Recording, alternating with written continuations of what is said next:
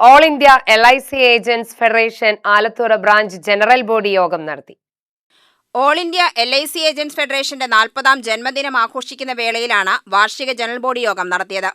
ഈ രംഗത്ത് പ്രവർത്തിക്കുന്ന ഏക സംഘടനയായ ഫെഡറേഷന്റെ ജനറൽ ബോഡി യോഗത്തിൽ നിരവധി പേർ പങ്കെടുത്തു. ദേശീയ സെക്രട്ടറി N. കൃഷ്ണൻകുട്ടി ഉദ്ഘാടനം ചെയ്തു. നിങ്ങൾക്ക് അറിയുമോ എന്നറിയില്ല, ഓൺലൈൻ പ്ലാറ്റ്ഫോമുകളുടെ സ്വാധീനം എത്രമാത്രം നമ്മുടെ ബിസിനസ്സിനെ ബാധിച്ചിട്ടുണ്ട് എന്നുള്ളത്.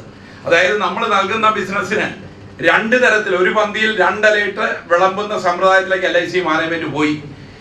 അതായത് സിംഗിൾ പ്രീമിയം പോളിസികൾക്ക് വെറും നമുക്ക് 2% അല്ലെ കമ്മീഷൻ കിട്ടുന്നിടത്ത് ഇതര ചാനലുകൾ വഴി, ഓൺലൈൻ ചാനലുകൾ വഴി, അതായത് ഇപ്പോൾ ഇൻഷുറൻസ് മാർക്കറ്റിംഗ് ഫേം എന്ന് പറയുന്ന IMF വഴി വിൽക്കുകയാണെങ്കിൽ അത് 2 മുതൽ 6 മുതൽ 7 വരെ ശതമാനം അവർക്ക് കൊടുക്കാവുന്ന 2, 4, 6 അവരുടെ ടേൺ ഓവറിന് അനുസൃതമായിട്ട് അവരുടെ കമ്മീഷൻ നിശ്ചയിക്കാവുന്ന സാഹചര്യത്തിലേക്ക് LIC മാനേജ്മെന്റ് മാറി.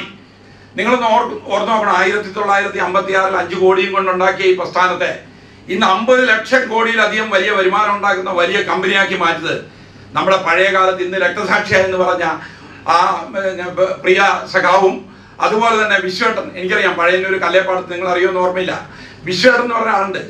LIC വിശ്വൻ എന്ന പേരിലാണ് പുള്ളി പഴയന്നൂർ അറിയപ്പെടുക.